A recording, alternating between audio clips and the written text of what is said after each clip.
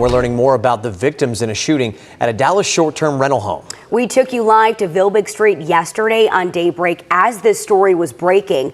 Police say 3 people were killed. Another victim is expected to survive. Our Janelle Ford is live at DPD headquarters, where this case is still under investigation this morning. Janelle.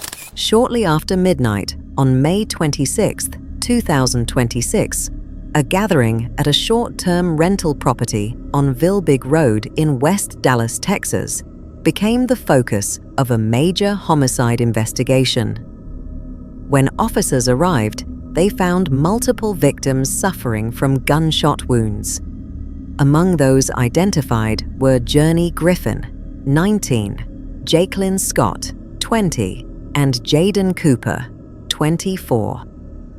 In the days that followed, detectives began reconstructing the events that unfolded inside the crowded rental home, interviewing witnesses and examining evidence to determine exactly what happened. Some witnesses described an earlier dispute before the shooting, while others reported seeing no obvious confrontation. I rode bicycles in these streets. The same street where Pastor Earl Thomas grew up. I was told that whoever was shooting was upstairs, shooting downstairs. I'm just like, why? It's heartbreaking. It is heartbreaking. Investigators later identified Tyson McGriff as a suspect and filed serious criminal charges. But significant questions remained regarding the timeline and circumstances surrounding the incident. As court proceedings move forward, competing accounts, witness statements, and investigative findings continue to shape one of the most closely watched criminal cases to emerge from West Dallas in 2026. Every case starts with evidence and ends with truth. We examine facts, not theories, details, not drama. Subscribe now and stay updated as we uncover the facts behind every case. At 12:20 a.m. on May 26, 2026, officers from the Dallas Police Department received a shooting call from the 3700 block of Vilbig Road in West Dallas. The block sits near Singleton Boulevard, a stretch of West Dallas that has seen years of community redevelopment but continues to face significant crime pressures. When officers arrived at the address in question, they did not find a quiet residential street. They found a crime scene. The location, 3722 Vilbig Road, was a short-term rental property. It was being used that night as a party venue. Estimates from law enforcement would later place the number of people inside the building at between 50 and 150 individuals. This was not a small gathering.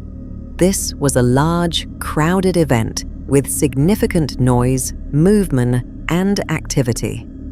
Exactly the kind of environment where something could go wrong quickly and where witnesses could scatter just as fast. Officers arrived to find 4 individuals suffering from gunshot wounds inside the residence. The scene was chaotic. 2 of the victims were already dead when first responders arrived. A 3rd victim was transported to a local hospital where they later died from their injuries.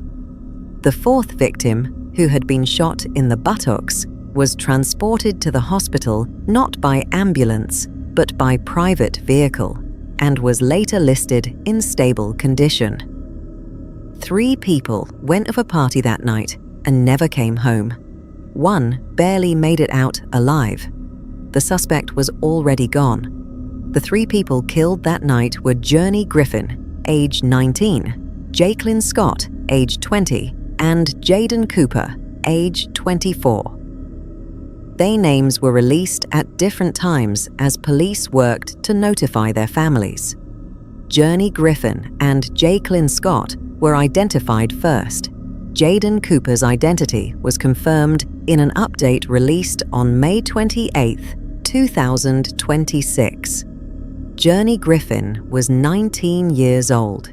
She had recently graduated, a milestone that her family would later speak about publicly as representing a turning point in her life. She was described as someone who was stepping into a new chapter, with plans and ambitions ahead of her. She had not yet had the chance to pursue them. Her mother, Cecilia Griffin, made a public statement in the aftermath of the shooting. In that statement, she described Journey as full of life, independent in spirit, outspoken, and loyal to those around her. She noted that Journey was unapologetically herself and left a mark on people who encountered her. She was one of 2 victims pronounced dead at the scene. Jacqueline Scott was 20 years old. She was also pronounced dead at the scene. At the time of this writing, limited public biographical detail has been released about her outside of her identification as a victim. She was young, and she died at a location she attended as a guest. Jaden Cooper was 24 years old. He did not die at the scene. He was transported to a hospital, where he later succumbed to his gunshot wounds, making him the 3rd fatality in what Dallas police would classify as a capital murder case. According to people who knew him, Cooper had recently celebrated his 24th birthday. He became the last of the 3 victims to be publicly identified as police worked through the notification process. The address at 3722 Vilbig Road was operating as a short-term rental on the night of the shooting. Short-term rentals, properties listed on platforms like Airbnb or similar services, have been a persistent and contentious issue in Dallas for years. The city has attempted to regulate their placement, particularly in single-family residential neighborhoods, arguing that large gatherings in short-term rental properties pose safety risks to residents and guests alike. In 2023, Dallas City Council passed zoning rules that would have pushed short-term rentals out of single-family neighborhoods and into multifamily or commercial districts. The intent was clear: to prevent exactly the type of situation that unfolded on Vilbig Road. However, the enforcement of those rules was blocked. A state appeals court ruled that Dallas could not enforce the ban, citing property rights violations. The city appealed that ruling to the Texas Supreme Court, and as of the night of the shooting, the appeal was still pending. The result was a legal gray zone. Short-term rental operators continued to rent their properties for large events in residential zones, and the city had limited power to stop them. A gathering of up to 150 people inside a residential property in a neighborhood setting is a gathering that police, neighbors, and city officials had repeatedly warned was a recipe for disorder. Neighbors reacted to the shooting with a mix of grief and exasperation. "That's just so sad. Young kids dying like that, being injured over a party," said Ivy Gaines, a nearby resident. A local pastor, Earl D. Thomas, echoed that sentiment. "I rode bicycles in these streets. Why, man, to wake up to things like that? Why?" He added that witnesses had told him the shooter was upstairs, firing downstairs into the crowd below, a detail that, if accurate, speaks to the level of premeditation or, at minimum, the deliberateness of the attack. Dallas police initiated a homicide investigation immediately. The lead detective assigned to the case was Detective C. Clark, badge number 10506. The case was logged under number 075216-2026 and classified as capital murder of multiple persons, one of the most serious classifications in Texas criminal law.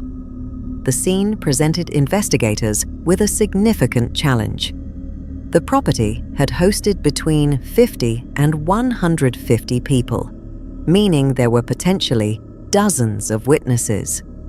However, large crowd events are also environments where witnesses disperse quickly, are reluctant to come forward, or may have been too far from the point of origin of the shooting to provide useful identification information.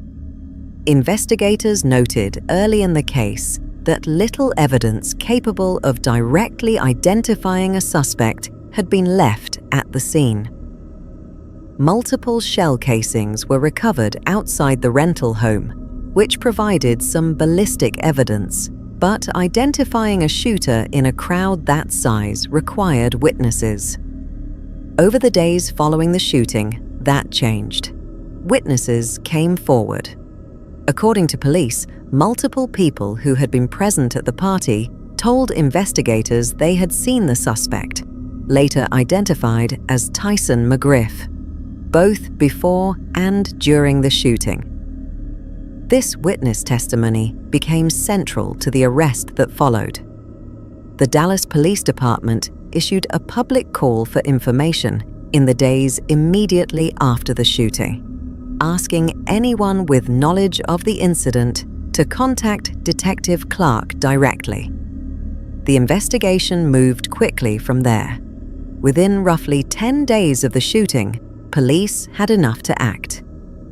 Tyson McGriff was 18 years old at the time of his arrest.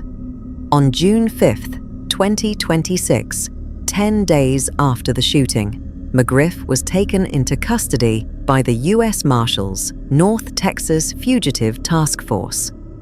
The involvement of the U.S. Marshals suggests McGriff had either fled the immediate Dallas area or was considered a flight risk significant enough to require the resources of a federal fugitive task force rather than a standard local arrest.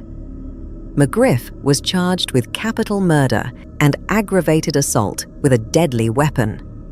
In Texas, capital murder is defined as murder committed under specific aggravating circumstances, one of which is killing more than one person in the same criminal transaction. With 3 fatalities tied to a single shooting event, the capital murder charge was the appropriate and expected classification. Aggravated assault with a deadly weapon covers the 4th victim who survived. Capital murder in Texas carries a maximum penalty of either life in prison without the possibility of parole or the death penalty. McGriff, being 18 at the time of the offense, is legally an adult under both Texas state law and federal law, meaning both sentencing options remain on the table depending on prosecutorial decisions and the outcome of any trial. McGriff was booked into the Dallas County Jail following his arrest. At the time of this writing, no arraignment date or formal trial schedule has been publicly announced.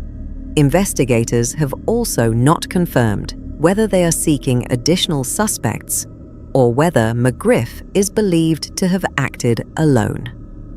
The shooting at 3722 Vilbig Road did not happen in a vacuum. It happened inside a specific policy environment that had been debated by Dallas city officials for years, and at a moment when that environment was particularly unsettled due to the ongoing legal dispute over short-term rental zoning. The pattern is not unique to Dallas. Cities across the United States have struggled with the rise of short-term rental platforms and the challenge of managing large gatherings in residential neighborhoods.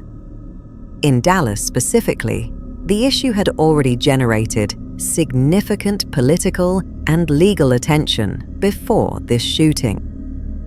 The fact that the killing of 3 people at a party inside a short-term rental occurred while the city was still legally fighting to enforce zoning restrictions was not lost on local officials or residents. gun violence at party settings, whether in rental properties, clubs, or outdoor venues, has been a documented pattern in urban areas across the country. The specific configuration of a large anonymous crowd, a residential location, and the late night hours created conditions that made the Vilbig Road gathering particularly vulnerable. When something goes wrong in a setting like that, whether through a dispute, a robbery attempt, or premeditated violence, the density of the crowd means the consequences are severe. Investigators have not publicly stated a motive for the shooting as of the time of this writing, whether that was a targeted attack against specific individuals, a confrontation that escalated, or something else entirely has not been confirmed. That detail will likely become clearer as the legal process against McGriff progresses, and more information from the arrest affidavit and court filings becomes available. The arrest of Tyson McGriff on June 5, 2026, moved the case from an active investigation to a criminal prosecution. But that transition marks the beginning of a long process, not the end of one. Under Texas law, a capital murder charge requires the district attorney's office to make a formal decision about whether to seek the death penalty. That decision is typically made in the weeks or months following indictment, after reviewing the full scope of evidence, the defendant's background, the number of victims, and the specific facts of the case. McGriff's age, 18 at the time of the offense, will be a factor in that deliberation, as will the evidence gathered by investigators and the testimony of witnesses who came forward. The case will proceed through the Dallas County court system. If no plea agreement is reached, it will go to trial. Given the number of victims, the presence of multiple witnesses, and the volume of media coverage the case has generated, it is likely to be treated as a high-profile prosecution. Cases of this nature in Texas often take a year or more to reach trial, particularly when the death penalty is being considered. The fourth victim, who survived the shooting, has not been publicly identified. Their account, if they cooperate with investigators, may become a significant piece of testimony, as they were present at the scene and survived long enough to provide a direct perspective on the events inside the rental property. Dallas police have not announced any additional arrests and have not confirmed whether McGriff acted alone. The phrasing used in official statements, that the investigation is ongoing, leaves open the possibility that more charges could follow. The official Dallas Police Department crime log entry for this case reads as follows: case number 075-216-2026, offense code 09A, murder and non-negligent manslaughter, subcategory capital murder of multiple persons. It lists 3 separate victim entries: Griffin, Journey, Scott, Jakelin J, and Cooper, Jaden. Location: 3722 Vilbig Road. Status at various points in the record: open, then updated to reflect arrest activity. The case sits inside a larger context visible in the same crime report. Dallas is a city managing a significant volume of violent crime. The Vilbig Road shooting appears in a weekly log that also includes other homicide and manslaughter entries, reflecting the reality that this triple killing, while extraordinary in scale, is not occurring in isolation from broader patterns of urban gun violence. The digital memorial site for Journey Griffin records her as lost to gun violence on May 26, 2026 in Dallas, Texas. Multiple news outlets covered the shooting and the subsequent arrest, with coverage from Fox 4, NBC 5, WFAA, CBS Texas, KTEN, KVUE, and the Dallas Morning News. The Dallas Police Department's official communications log, DPD Beat, published both the initial report and the update confirming McGriff's arrest. On May 26, 2026, 3 people, Journey Griffin, 19, Jakelin Scott, 20, and Jaden Cooper, 24, were shot and killed inside a short-term rental property in West Dallas during a late-night party. A 4th person survived. 10 days later, 18-year-old Tyson McGriff was arrested by U.S. Marshals and charged with capital murder and aggravated assault with a deadly weapon. The case is now in the hands of the Dallas County District Attorney's Office and the court system. Witnesses have come forward. Evidence has been collected. A suspect is in custody. What comes next, whether a trial, a plea, or additional charges, will unfold in the months ahead. What has already unfolded cannot be undone. 3 people arrived at a party and did not leave. Their names are on the record. The case number is 075216-2026. The investigation continues.